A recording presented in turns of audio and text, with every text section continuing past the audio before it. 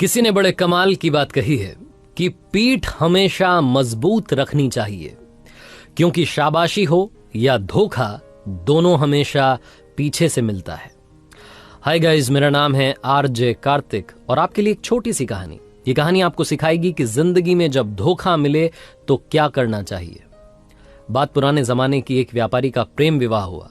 उनकी love story की लोग मिसाल देते थे। वो कपल शानदार कपल के नाम से जाना जाता था। लोग कहते थे कि प्यार हो तो ऐसा हो। हर किसी को उनके एक ट्रेडिशन के बारे में मालूम था। पूरे नगर में जब मशालें बुझ जाती थीं तब भी उनकी छत पर एक मशाल जल रही होती थी, पूरी रात जलती थी। उनके प्रेम के बारे में वहां के राजा रानी को भी मालूम था। एक दिन राजमहल की छत पर खड़े होकर के राजा साहब अपनी रानी के साथ में आकाश निहार रहे थे, चांद तारे देख रहे थे। उसके बाद में नीचे अपने नगर को देखा। अंधेरा था, लेकिन एक मकान की छत पर मशाल जल रही थी। दोनों ने एक दूसरे को निहारा। उसके बाद में चर्चा शुरू हुई। डिबेट होने लगी इस बात पर कि उस व्यापारी का जो प्रेम विवाह हुआ है, उस कपल के बारे में लोग कहते हैं कि बहुत प्यार है दोनों में। ये कैसे हो पा रही है? शादी इतनी सक्सेसफुली कैसे चल रही है? राजा ने कहा कि सारा जो साथ है वो पति दे रहा है। पति बहुत समझदार है, उसकी वजह से वो रिश्ता इतना खूबसूरत है। रानी ने कहा ऐसा नहीं है, पत्नी बहुत समझदार है, पत्नी बहुत सभ्य है, संस्कारी है, उसको समझ है कि रिश्ते को कैसे संभालना है, उसकी वजह से रिश्ता इतनी खूबसूरती से पनप रहा है। दोनों के बीच में डिबेट होने लगी। राजा ने कहा वाद विवाद करने से कुछ नहीं होगा, एक काम करते हैं, एक छोटी सी परीक्षा रखते हैं। रानी ने कहा ठीक है, क्या करना है बताइए। राजा ने कहा हम व्यापारी की भी और उसकी वाइफ की भी परीक्षा लेंगे और मालूम करेंगे कि दोनों के बीच में वाकई में प्यार है कि नहीं है। एक आइडिया इन्होंने तैयार किया। रानी ने अपनी एक दासी को अगले दिन व्यापारी के पास भेजा, अपने एक संदेश के साथ में, एक मैसेज के साथ में। वो जो दासी थी व्यापारी के पास गई और जाकर के कहा कि रानी साहिबा ने मुझे भेजा है और रानी साहिबा कह रही हैं कि अगर आप, मुझे कहते हुए थोड़ा सा हिचक हो रही है। व्यापारी ने कहा बोलिए ना, क्या बात है, क्या कह रही है रानी साहिबा?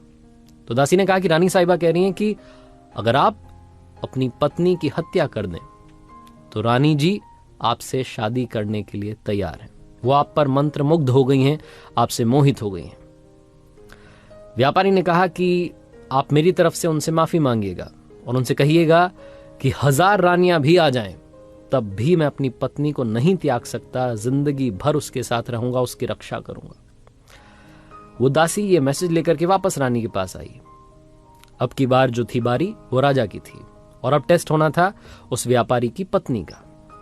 राजा ने एक नौकर को वहां भिजवाया, एक संदेश उसके साथ में भिजवाया। नौकर ने जाकर के उस व्यापारी की पत्नी को कहा उसी दिन उसके घर पहुंच करके कि एक संदेश राजा साहब ने भिजवाया है और वो कह रहे हैं कि अगर आप अपने पति की हत्या कर दें तो राजा साहब आपसे विवाह कर लेंगे और आपको हमारे राज्य की रानी घोषित कर देंगे। जो व्यापारी की पत्नी थी उसने कहा कि आज रात में 2 से 3 बजे के बीच में हमारे घर की छत पर जो मशाल जलती रहती है वो बुझ जाएगी और जब वो बुझ जाए तो समझ जाइएगा कि मैंने अपने पति की हत्या कर दी है। मैं राजा साहब का ये जो प्रस्ताव है इसे मानने के लिए तैयार हूं। नौकर ये मैसेज लेकर के दौड़ करके राजमहल गया, राजा को बताया कि वो व्यापारी की पत्नी आपका प्रस्ताव स्वीकार कर चुकी है और आज रात में वो अपने पति की हत्या कर देगी, उसने कह दिया है। राजा ने फटाफट से अपने सैनिकों की एक टुकड़ी तैयार की और कहा कि देखिए हमें बचाव के लिए तैयार रहना है।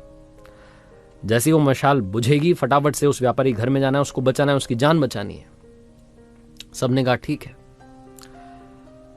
राजा राजमहल की छत पर चढ़ा, रानी भी साथ में थी। दोनों देख रहे थे कि क्या वाकई में वहां मशाल बुझेगी या नहीं बुझेगी। चौंकने वाली बात यह थी कि 2 से 3 बजे के बीच में मशाल बुझ गई, क्योंकि व्यापारी जब वापस आया था अपनी दुकान से तो खाना वाना खाने के बाद जब सोने चले गए थे, सारी बातें वैसी ही चल रही थी जैसी चलती थीं। लेकिन इस बीच में उस व्यापारी की पत्नी ने खेल कर दिया था।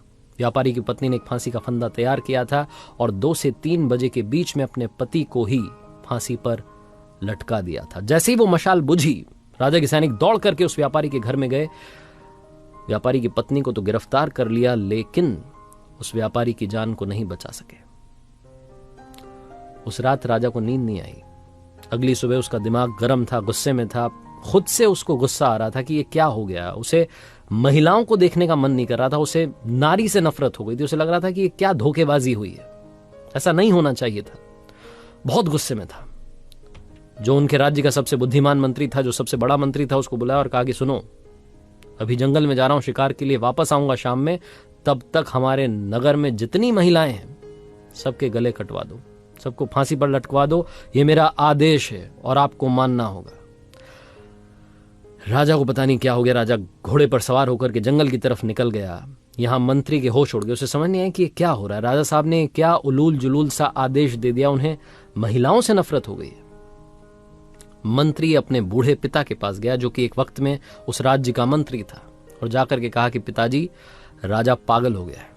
राजा कह रहा है कि जितनी भी नारियां हैं, जितनी महिलाएं हैं, उन्हें खत्म कर दो। उसे नारी जाति से नफरत हो गई। वो जो बूढ़ा पिता था उस मंत्री का, उन्होंने कहा कि बेटा एक काम करो, सबसे पहले तो तुम छुप जाओ, क्योंकि राजा आएगा तो गुस्सा तुम पर निकालेगा। मैं उससे बात कर लूंगा, तुम परेशान मत होना। शाम में राजा वापस आया और आकर के देखता है कि उसके नगर में वैसे ही महिलाएं घूम रही हैं। उसका गुस्सा और बढ़ गया। अपने राजमहल में मंत्री को ढूंढा, नहीं मिला तो उसके घर पहुंचा। घर जाकर के पूछा तो मालूम चला कि मंत्री वहां नहीं था। वहां था उस मंत्री का बूढ़ा पिता। उस मंत्री के बूढ़े पिता के पास राजा गया। उस मंत्री के बूढ़े पिता ने कहा, राजा साहब की जयकार हो। राजा साहब कैसे आना हुआ? राजा तो गुस्से में भरा हुआ था। उसने बोला कि तुम्हारा बेटा कहां गया? उसको मैंने एक आदेश दिया था, उसने माना नहीं। अब मैं उसका गला सबसे पहले कटवाऊंगा, मुझे उससे नफरत हो रही है। मंत्री के बूढ़े पिता ने राजा से कहा कि मुझे मालूम है आप क्यों परेशान हैं। आपके एक फैसले की वजह से एक व्यक्ति की जान चली गई, और आपके सामने जो आपको लगता था कि प्यार वाला रिश्ता है, वो धोखेबाजी वाला रिश्ता निकला है। आप वो जो धोखा मिला है उससे परेशान हैं। इस बात से आपको अंदर ही अंदर इस बात ने इतना परेशान कर दिया है कि आप सारी नारियों को खत्म करना चाहते हैं। लेकिन राजा साहब, आपका आदेश माना जाए उससे पहले, क्योंकि मैं आपके पिताजी के राजपाट जब उनका था उस वक्त मैं मंत्री था, तो मेरी एक छोटी सी बात सुन लीजिए। कहानी मैं आपको सुना देता हूं, आपको सब समझ में आ जाएगा। राजा ने कहा, सुनाइए फटाफट से, क्या बात है आपके पास। तो उस मंत्री के बूढ़े पिता ने, जो एक वक्त में उस राज्य का मंत्री था, उसने एक छोटी सी कहानी सुनाई। उसने कहा कि राजा साहब, एक बार मैं आपके पिताजी के साथ में शिकार के लिए निकला था। हम रास्ता भटक गए थे। मैं जंगल में अंदर की तरफ चला गया, मुझे बाहर निकलने का रास्ता नहीं मिल रहा था। तभी मैंने देखा कि एक योद्धा अपने घोड़े पर सवार होकर के आया। उसने रस्सी मुझ पर फेंकी और मुझे बांध करके अपने साथ ले गया।